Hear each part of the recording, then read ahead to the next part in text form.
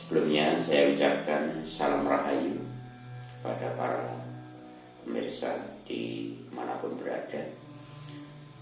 Pada kesempatan kali ini saya ingin sharing tentang corona yang lagi ngetren, bahkan sekarang lagi booming di bumi Nusantara ini, bahkan di dunia. Topik yang perlu saya sampaikan pada hari ini yaitu tentang corona ditinjau dari mata batin dan ditinjau dari ilmu gaib. Corona ini kenapa saya perlu sampaikan? Ini sebetulnya bukan penyakit yang dianggap sepele. Ini adalah boleh dikatakan pakebluk. Maka perlu saya sampaikan tentang penyakit corona ini. Yang saya sampaikan di sini pertama-tama saya ingin menjelaskan bagaimana saya menyampaikan corona ini adalah menurut ilmu gaib atau mata batin. Corona ini adalah merupakan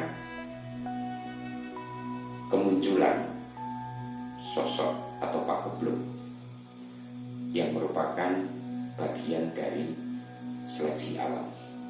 Sebelum saya menginjak ke tadi saya katakan sosok, karena di dunia ini makhluk itu terdiri dari yang kelihatan maupun yang tidak kelihatan. Nah, salah satunya muncul sosok corona ini yang nantinya akan saya visualisasikan seperti apa sosok corona itu. Tapi sosok corona ini adalah merupakan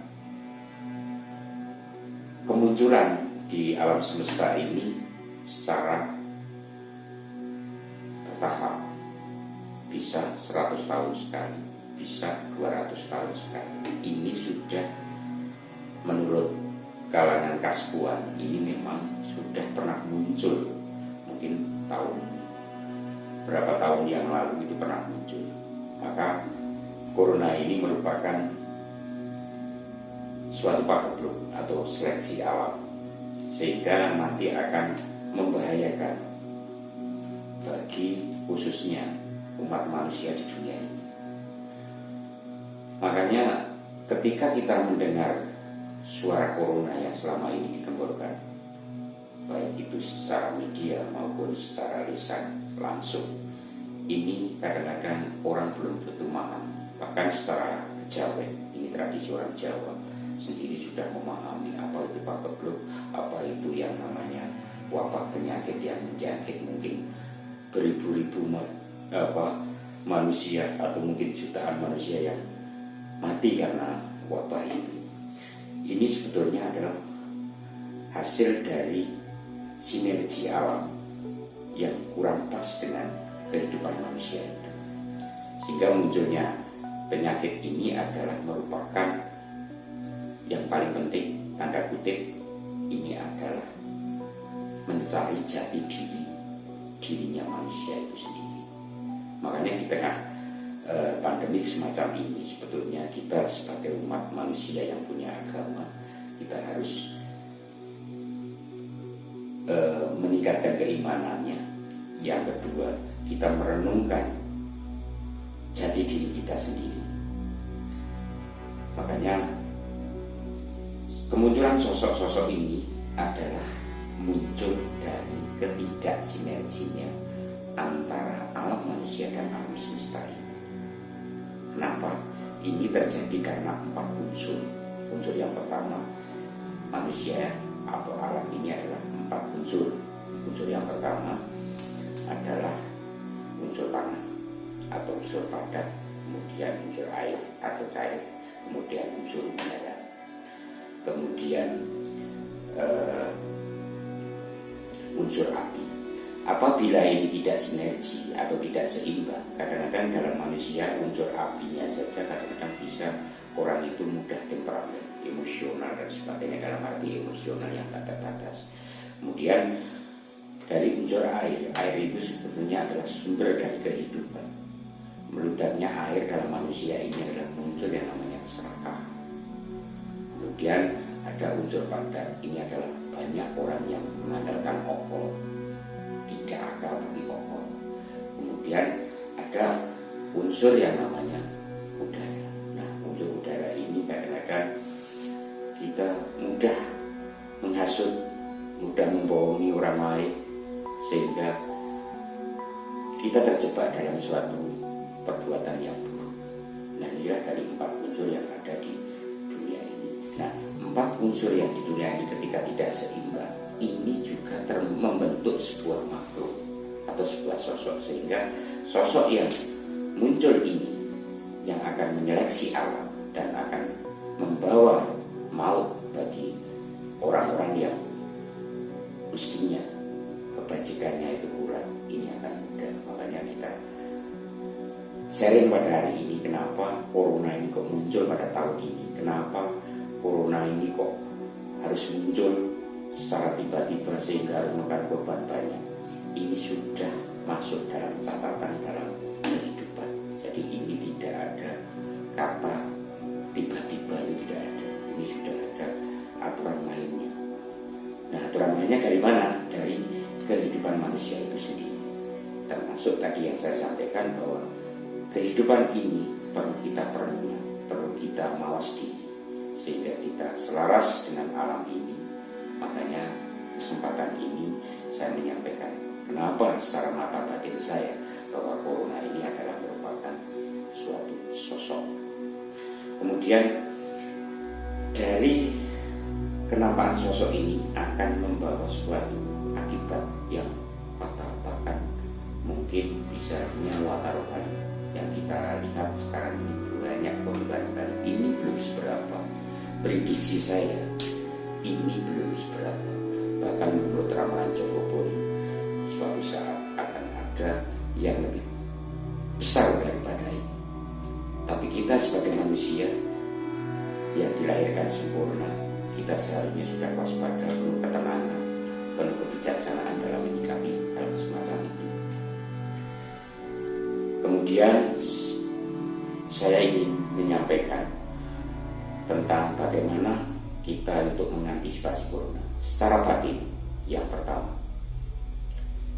secara batin, yaitu kita tingkatkan spiritual kita. Kita perlu ketenangan, kita perlu kewaspadaan, dan kita menyikapi hal yang ada di dunia ini penuh dengan rasa bijaksana. Kemudian secara tradisi orang Jawa, bukan saya untuk mengajarkan musyrik dan sebagainya, tapi pernah saya komunikasi dengan goib, telah menyampaikan diantaranya setiap orang atau rumah itu harus ada memasang semacam sesaji itu sebagai tolak bala. Diantaranya ada mangkok berisi air, kemudian dikasih bunga mawar merah putih, kemudian dikasih serit atau sisir dan sama cermin. Ini kalau kita terjemahkan filosofinya banyak sekali. Cermin itu adalah untuk mawas diri, sisir atau serit kalau orang Jawa bilang itu adalah untuk mencari wudhu atau membersihkan dari semua kotoran-kotoran yang ada di dalam diri manusia. Kemudian air ini adalah sebagai lambang kebersihan dan lambang sebuah kehidupan yang bersih. Kemudian yang namanya bunga antara mawar, antara hitam, antara merah dan putih ini adalah merupakan lambang bahwa manusia ini kehidupannya adalah tidak kekal. Jadi ketidakkekalan dilambangkan dengan sebuah bunga. Ini hanya sebuah wujud dari filosofi. Jadi bukan semata-mata sesaji ini kita harus mempercayai itu sebagai media itu tidak, tapi ini hanya bukan simbol, tergantung tekad dari manusia itu sendiri. Inilah cara menolak bala secara tradisi orang Jawa. Sebetulnya ini sudah dilakukan oleh nenek moyang kita, hanya tidak setiap orang tahu tentang hal itu. Makanya saya sharing hari ini, saya sampaikan, saya coba, silakan untuk membuat semacam tolak bala. Kemudian saya ingin mencoba menggambar tentang macam corona. Ya, nanti saya jelaskan bagaimana corona secara medis dan corona secara goib. Saya ingin memvisualisasikan tentang corona. Corona di sini saya ingin mencoba visualisasi melalui gambar ini. Kalau di medis dulu ya, ini bentuknya, maaf kami menggambar belum bisa maksimal karena kami belum tahu pasti, tapi secara di media gambarnya seperti ini.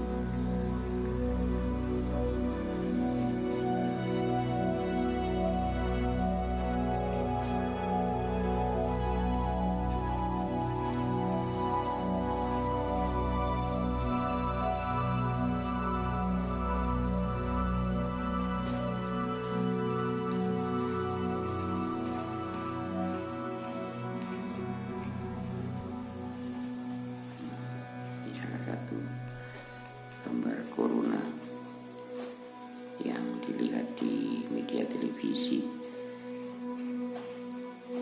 jadi kayak ada bulatan-bulatan. Nah, ini contoh gambar atau visualisasi corona. Tapi pada kesempatan ini saya ingin mencoba visualisasikan tentang secara mata batin atau goib. Ini sebetulnya adalah sosok makhluk. Gambarnya kira-kira seperti ini.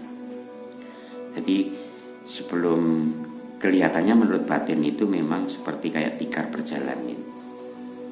Nah, kayak tikar berjalan.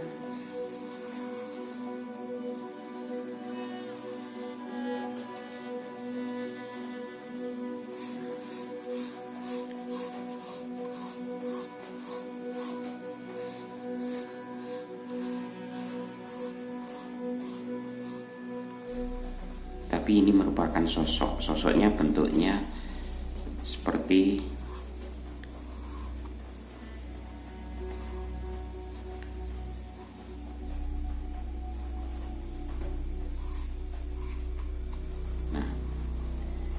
seperti orang pakai kerudung, hampir seperti kayak burung tapi kayak kerudung. Ini sebenarnya kalau dilihat jelas secara batin itu seperti ini. Ini ada kayak semacam paruh, tapi ini seperti orang pakai kerudung. Nah, ini yang kelihatannya ya saya petak-petak ini hampir sekumpulan sosok ini. Jadi sosok. Jadi kalau dilihat secara kasat mata, ini seperti, contoh aja saya pakai warna lainnya. Ini seperti kayak pelangi tapi bentuknya seperti mega.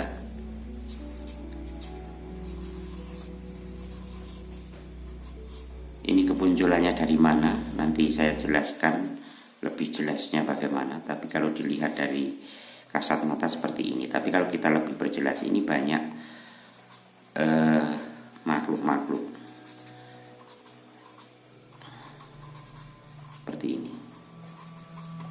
Jadi makanya dikatakan ini sebuah pagebluk. Jadi ini bukan main. Itulah tentang visualisasi corona, baik itu secara medis maupun secara gaib atau secara mata batin. Dari penjelasan tadi dapat saya simpulkan bahwa kehidupan ini serta-merta tidak bisa hanya karena di nalar, tapi ada yang di luar nalar. Ini bisa disikapi oleh perenungan batin yang dalam dan hati yang bersih, sehingga kita akan menemukan sesuatu. Dan apa yang tadi saya sampaikan itu merupakan gambaran tentang bagaimana corona atau wabah corona yang muncul saat ini. Dan mungkin dari apa yang saya jelaskan tadi banyak sekali mungkin tutur kata yang kurang pas atau mungkin kurang baik, saya mohon maaf. Dan sekali lagi mudah-mudahan ini bisa berguna dan bermanfaat untuk orang banyak. Saya akhiri, salam rahayu.